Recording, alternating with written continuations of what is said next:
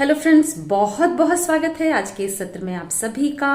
और जैसा कि हम फिजिक्स का एक बहुत ही इंपॉर्टेंट टॉपिक पढ़ रहे हैं और वो है number of images formed by two plane mirrors. दो समतल दर्पण द्वारा बनने वाले प्रतिबिंबों की संख्या निकालना हम सीख रहे हैं। और इसी सीरीज में आज हम दो पैरेलल प्लेन मिरर के केस में कितने प्रतिबिंब बन सकते हैं, एक ऑब्जेक्ट के, एक वस्तु के कितने इमेज बनेंगे, हम वो पढ़ेंगे। और पूरी जानकारी के लिए अंत तक वीडियो में हमारे साथ बने रहिएगा। आइए बिना डिले किए हुए स्टार्ट करते हैं आज के इस टॉपिक पर डिस्कशन।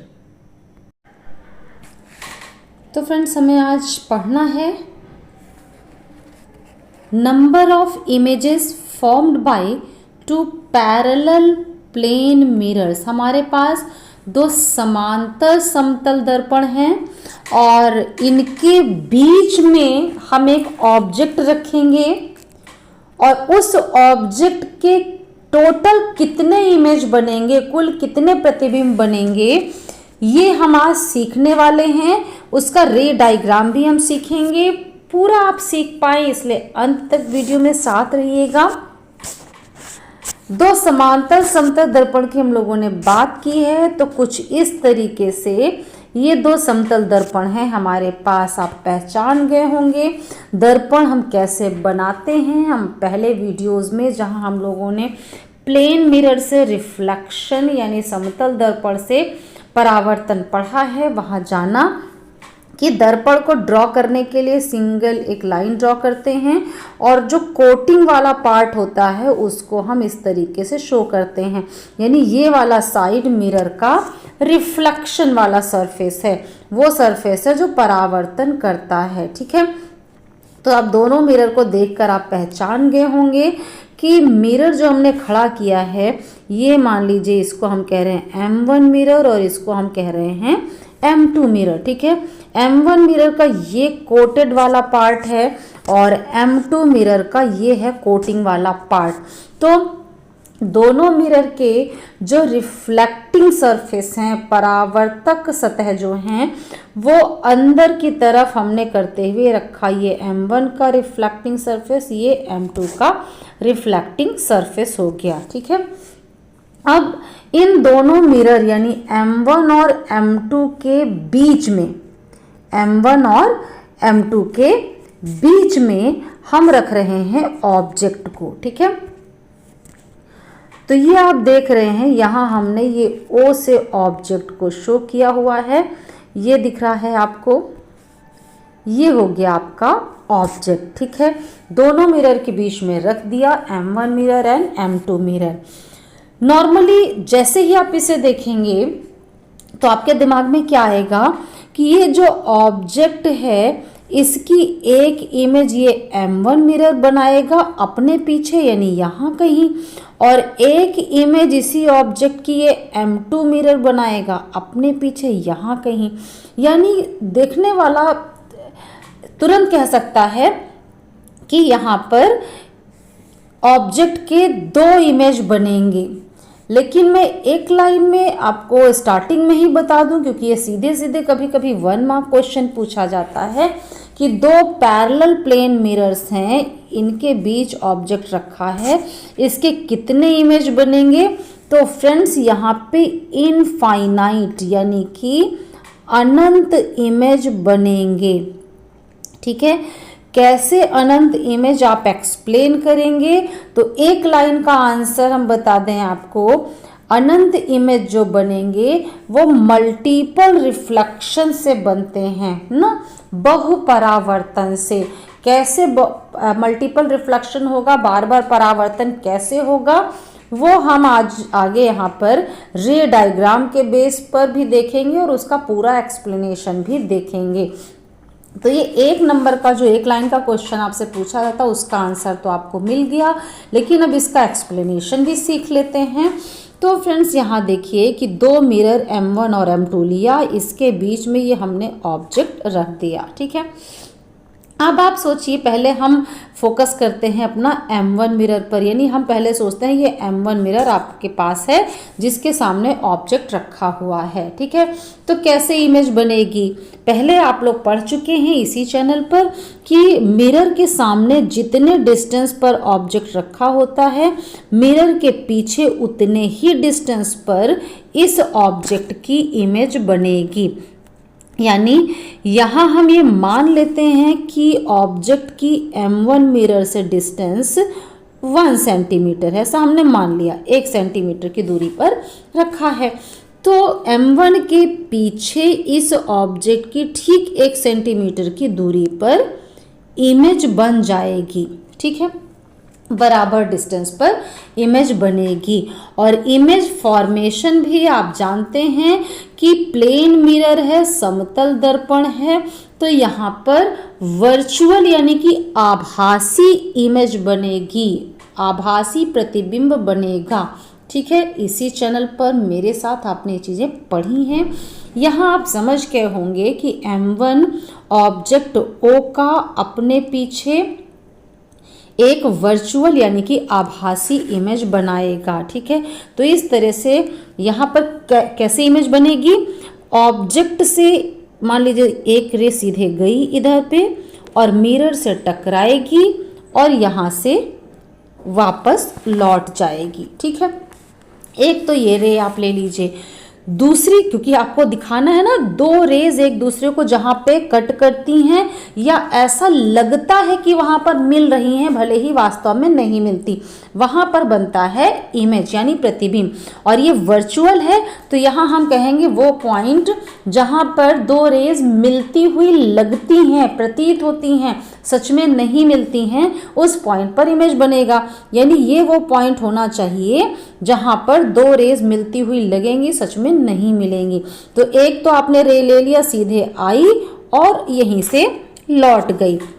दूसरी कोई भी एक कहीं भी ड्रॉ कर दीजिए, ये आपने ड्रॉ किया, ये रे यहाँ गई, अब ये यहाँ से रिफ्लेक्ट होगी। जी हाँ, लॉ ऑफ रिफ्लेक्शन तो फॉलो करेगी ही ना। कैसे, आप मिरर M1 के ऊपर इसी पॉइंट पर एक परपेंडिकुलर ले लीजिए और ये एंगल ऑफ इंसिडेंस हो गया। एंगल ऑफ इंसिडेंस यानी आपतन कोण के बराबर परावर्तन कोण लेते हुए ये रिफ्लेक्टेड रे यानी परावर्तित किरण हम ड्रॉ कर देंगे। अब आपको ऐसा देखिए, ये इधर चली गई और ये इधर चली गई, यानी आगे बढ़ाने पे तो कहीं पे नहीं मिल रही हैं, ये डाइवर्ज कर रही हैं, अपसरित हो रही हैं। तो आप जब इसको पीछे बढ़ाएंगे आपको ऐसा लगेगा कि इस पॉइंट से आ रही है, यानी इस ऑब्जेक्ट का यहाँ पर इमेज बन जाएगा। तो ये पहला इमेज बन गया। अब सोचिए अब आगे क्या होगा, यहाँ पर आगे जब ये M2 मिरर पर इंसिडेंट हुई जाकर जिस पॉइंट पर, इस पॉइंट पर फिर से रिफ्लेक्शन होगा, है ना। वही लॉ ऑफ रिफ्लेक्शन फॉलो करते हुए यहाँ पे एक परपेंडिकुलर आप ड्रॉ मान सकते हैं। अब ये एंगल ऑफ इंसिडेंस के बराबर यहाँ से फिर से रे रिफ्लेक्ट होगी, इधर कहीं चली जाएगी, ठीक। तो ये तो रे चली गई, लेकिन ये आती हुई कहाँ से लग रही, यहाँ से, है ना, यहाँ से आती हुई लगी और इस पॉइंट पे रिफ्लेक्ट हुई और इधर चली गई, ठीक। अब यहाँ देखिए, सीधी रे इधर से जाने वाली और इधर से ही लौट आने वाली होगी, है ना। अगर इसको हम एज अ ऑब्जेक्ट देखें, है ना, ये जो इमेज हमने लिया इसको हम एज अ ऑब्जेक्ट देखें तो आप देखें यहाँ से एक रे सीधी जाए और यहीं से लौट जाए, है ना। दूसरी ये वाली रे जो रही, ये जो आपने लिया, ठीक है, ये आपको यहाँ पीछे बढ़ाइए तो इस किसी पॉइंट से आती हुई लग रही है, यानी अब ये ऑब्जेक्ट मानते हुए इसका इमेज M2 ने यहाँ बना दिया, ठीक है। तो इस तरीके से लगातार मल्टीपल रिफ्लेक्शन होता रहेगा। अब क्या होगा, अगले स्टेप में होगा कि इसको M1 जो है एज अ ऑब्जेक्ट लेगा और अपने पीछे इमेज बनाएगा, ठीक है।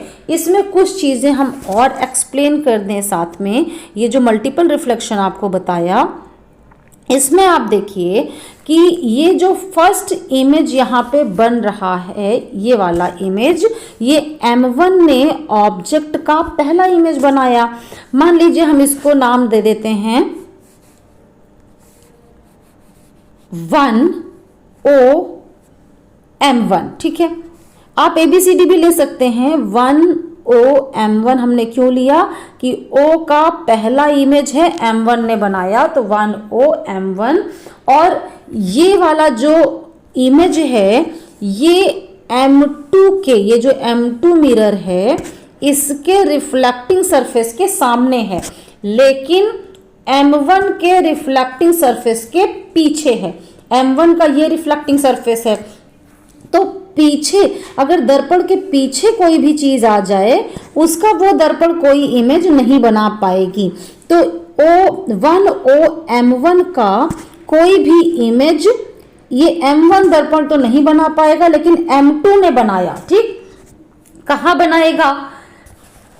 1OM1 M2 से, है ना, इस M2 दर्पण से के सामने जितनी डिस्टेंस पर होगा M2 के पीछे उतनी ही डिस्टेंस पर इसका इमेज बनेगा। अब अगर हमने कहा, मान लीजिए ये हमने 1 सेंटीमीटर लिया, तो मान लीजिए 1 सेंटीमीटर ये है और 1 सेंटीमीटर ही ये डिस्टेंस भी है, ठीक है। अब M1 के पीछे 1 सेंटीमीटर दूरी पर ही ये इमेज बना, तो M2 से 1OM1 की डिस्टेंस कितनी हो जाएगी? 1 1 1, यानी कि 3 सेंटीमीटर। तो M2 के पीछे 3 सेंटीमीटर दूरी पर ही 1OM1 का, है ना, 3 सेंटीमीटर की डिस्टेंस पर ही यहां पर M2 के पीछे 3 सेंटीमीटर की डिस्टेंस पर ही इमेज बन जाएगा किसका? 1OM1 का, ठीक है, 1OM1 का।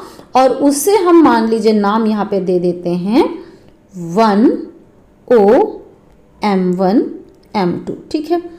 इसी तरीके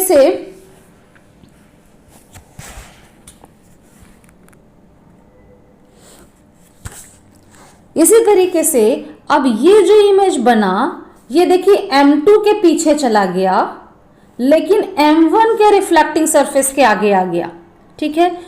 तो अब इस 1OM1 M2 का इमेज M1 मिरर अपने पीछे बनाएगा। कितना डिस्टेंस पे बनाएगा अपने पीछे? जितना डिस्टेंस पर M1 से ये वाला इमेज होगा, ठीक है। अब ये वाला इमेज कितना डिस्टेंस पे होगा? तो M1 से 1 सेंटीमीटर ये, 1 सेंटीमीटर ये 2 हो गया, और 3 सेंटीमीटर ये 5, यानी अब M1 के पीछे 5 सेंटीमीटर डिस्टेंस पर इस ऑब्जेक्ट का इमेज, ये जो प्रतिबिंब बना था, ये एज अ ऑब्जेक्ट फंक्शन करेगा M1 के लिए, और M1 इसका इमेज अपने पीछे बनाएगा। तो जैसे हम लोगों ने अभी M1 के लिए डिस्कस किया, इमेज देखिए कहाँ कहाँ बना। अभी ये M1 के पीछे 1 सेंटीमीटर पर और ये 5 सेंटीमीटर पर, ठीक है। और M2 के पीछे अभी हमने देखा ये 3 सेंटीमीटर पर, ठीक। अभी जो हम लोगों ने स्टार्टिंग M1 से की थी, बिल्कुल इसी तरह हम इस फिगर को क्लीन कर लें और M1 से जो स्टार्टिंग की थी अगर हम वो M2 से स्टार्टिंग करें फ्रेंड्स, तो आप बिल्कुल ऐसा ही देखेंगे कि यहां पर 3 सेंटीमीटर पर M1 के पीछे भी एक इमेज बनेगी। इसे क्लीन कर देते हैं जिससे और क्लियर हो जाए। जैसे M1 से स्टार्ट किया था बिल्कुल इसी तरीके से अगर आप M2 से स्टार्ट करते हैं तो भी आप एक्सप्लेन कर सकते हैं। मतलब इस ऑब्जेक्ट को पहले हम देख रहे हैं M2 ने इसकी इमेज बनाई, कितना बनाएगी? 1 सेंटीमीटर ये डिस्टेंस हमने ली थी, तो M2 के पीछे 1 सेंटीमीटर डिस्टेंस पर इसका इमेज बन जाएगा। अब ये इमेज M2 के पीछे हो गया लेकिन M1 के सामने हो गया, तो M1 इसको एज ऑब्जेक्ट ट्रीट करेगा और M1 के पीछे इसका इमेज बनेगा। कितने डिस्टेंस पर? 1 सेंटीमीटर ये, 1 सेंटीमीटर ये और 1 ही सेंटीमीटर ये, यानी 3 सेंटीमीटर के डिस्टेंस पर, है ना। जैसे हमने पहले M1 के लिए पढ़ा बिल्कुल वैसे ही M2 के लिए पढ़ें। और ये दोनों प्रोसेस जब साथ साथ हो रहे होंगे तो फ्रेंड्स आपने यहाँ क्या देखा कि जब दोनों प्रोसेस एक साथ होंगे, जैसे M1 के लिए हमने रे डायग्राम बनाया वैसे ही M2 के लिए भी रे डायग्राम बनाया, ठीक। और दोनों को जब एक साथ आप ड्रॉ करेंगे तो आप यहाँ क्या देख पाएंगे कि M1 के पीछे भी एक इमेज मिला आपको 1 सेंटीमीटर पर, फिर आपको मिला M1 से 3 सेंटीमीटर पर, फिर आपको मिला M1 से 5 सेंटीमीटर पर। इसी तरह से आगे चलते जाएंगे और M2 के पीछे जब आप जाएंगे, ये M1 था और ये M2 था, M2 के पीछे भी गए तो 1 सेंटीमीटर पर, फिर आपको मिला M1 से 3 सेंटीमीटर पर, फिर आपको मिला M2 से देख रहे हैं तो M2 से 5 सेंटीमीटर पर, और इसी तरीके से आगे भी इमेज बनते चले जाएंगे। तो आप देख रहे हैं कि M1 और M2 के पीछे लगातार इमेज बनते चले जा रहे हैं और इस तरह से infinite number of times, Anant bar reflection होकर के यहाँ पर आपको अनंत इमेज मिल जाते हैं। बस यहाँ पर होगा क्या कि जैसे जैसे इमेज आगे बनते जाएंगे, प्रतिबिंब आगे चलते जा रहे हैं, उन इमेजेस की, उन प्रतिबिंबों की इंटेंसिटी यानी कि तीव्रता कम होती चली जाएगी, ठीक है। इसी को जरा स्टेप बाय स्टेप अगर हम आपको दिखाने की कोशिश करें तो फ्रेंड्स देखिए, ये जो फर्स्ट इमेज की फॉर्मेशन हम लोगों ने डिस्कस की थी, अभी मैंने बना के रे डायग्राम दिखाया। यहाँ देखिए, ये आपने M1 मिरर लिया था, ये M2 मिरर लिया था और इस O ऑब्जेक्ट का M1 ने पहला इमेज यहाँ बनाया। इसी तरीके से जैसे इसका रे डायग्राम हम लोगों ने अभी डिस्कस किया, अगर हम M2 में डिस्कस करें तो M2 भी O ऑब्जेक्ट का अपने पीछे यहाँ कहीं पर इमेज बनाएगा। जैसे ये रे इधर जाएगी और यहीं से वापस आ गई। दूसरी कोई भी रे आप ले लीजिए, मान लीजिए इसको इधर आपने मिला दिया, ठीक है, ये यहाँ से रिफ्लेक्ट होके चली जाएगी। आगे बढ़ाने पे तो ये और ये कहीं मिलेंगी नहीं, लेकिन जब इनको आप पीछे बढ़ाते हैं तो इस पॉइंट पे मिलती हैं, ठीक है। तो जैसे O का M1 ने इमेज यहाँ बनाया, O का ही M2 ने इमेज यहाँ बना दिया, ठीक। अब ये वाला जो इमेज है वो M2 के लिए एज अ ऑब्जेक्ट रहेगा, वस्तु की तरह। तो इस वाले इमेज का एक दूसरा, इस इमेज का एक इमेज M2 के पीछे बन जाएगा और इस इमेज का एक इमेज M1 के पीछे बनेगा, ठीक है। फिर ये एज अ ऑब्जेक्ट फिर M2 के लिए रहेगा, M2 इसका इमेज अपने पीछे बनाएगा और M1 फिर इसका इमेज अपने पीछे बनाएगा। और कैसे मल्टीपल रिफ्लेक्शन से अनंत इमेज बन जाते हैं ये आपने देखा यहाँ पर। साथ ही अभी आपको यहाँ पे क्या देखना है, कंप्लीट रे डायग्राम आप कैसे बनाएंगे।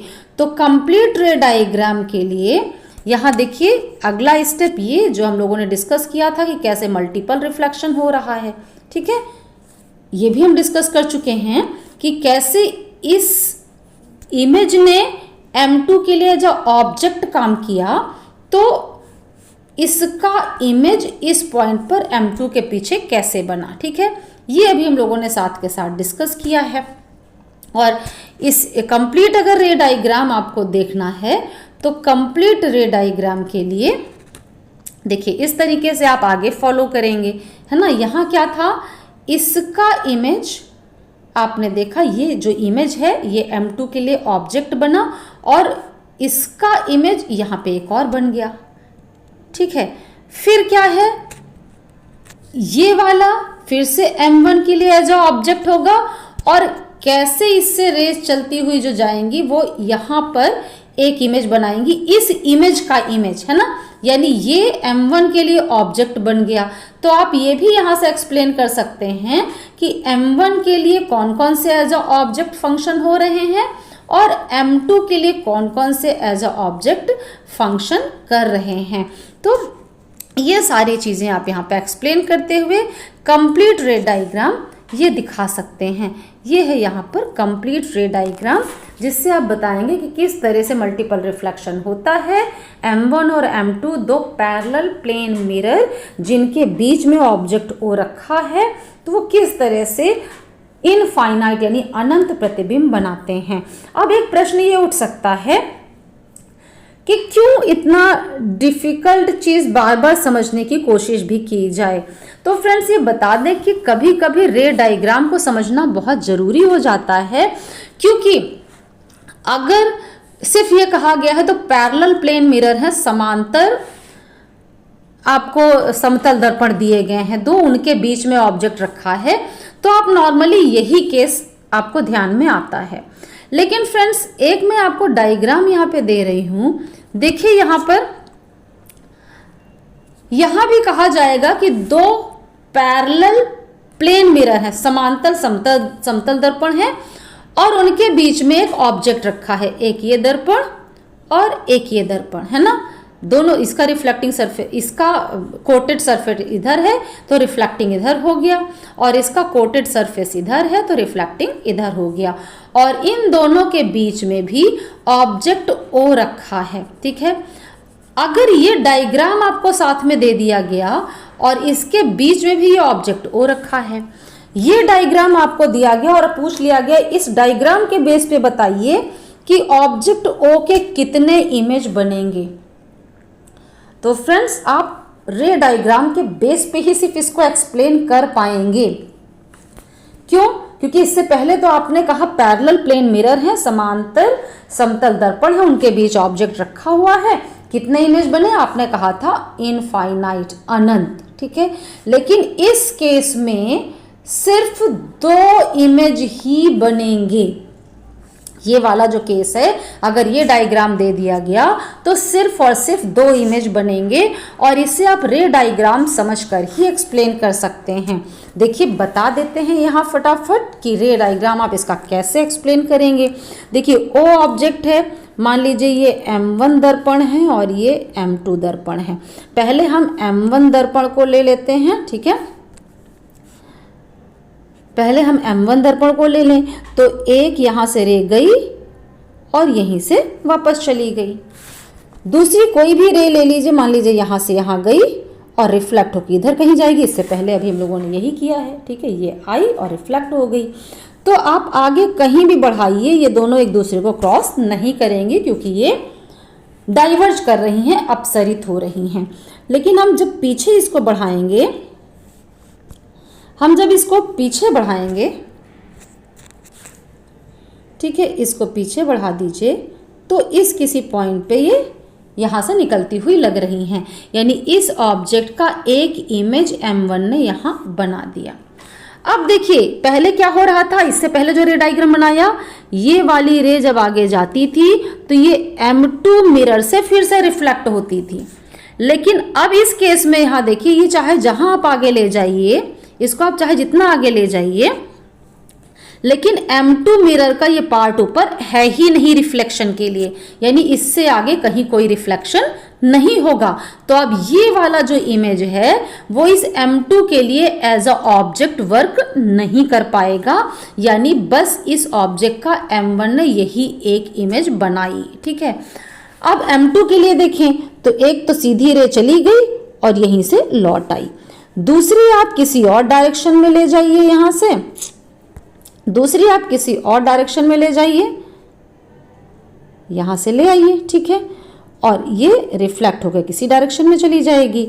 आगे बढ़ाइए तो ये कहीं एक दूसरे को क्रॉस नहीं करेंगी, लेकिन जब आप इसको पीछे बढ़ाते हैं तो इस किसी पॉइंट से आती हुई आपको लगती हैं। तो इस ऑब्जेक्ट का ये इमेज M2 ने बना दिया। ठीक, अब आगे क्या होता था, ये आगे जाकर के इस M1 से फिर से रिफ्लेक्ट होती थी, लेकिन अब इसे आप आगे चाहे जहां ले जाएं, लेकिन M1 का पार्ट ही नहीं है इससे आगे, तो फर्दर कोई भी रिफ्लेक्शन नहीं होने पाएगा। यानी इस केस में भले ही पैरेलल प्लेन मिरर हैं जिनके बीच ऑब्जेक्ट रखा है, लेकिन अगर इस तरीके का एडजस्टमेंट है, ये डायग्राम दिया है, तो सिर्फ दो ही इमेज बन रहे हैं और इसे आप रे डायग्राम से एक्सप्लेन कर सकते हैं। आज के इस वीडियो में इतना ही। आगे की जानकारी के लिए आगे की वीडियोस में हमारे साथ बने रहिएगा। आज के वीडियो में अंत तक हमारे साथ बने रहने के लिए आपका बहुत बहुत धन्यवाद। Thank you.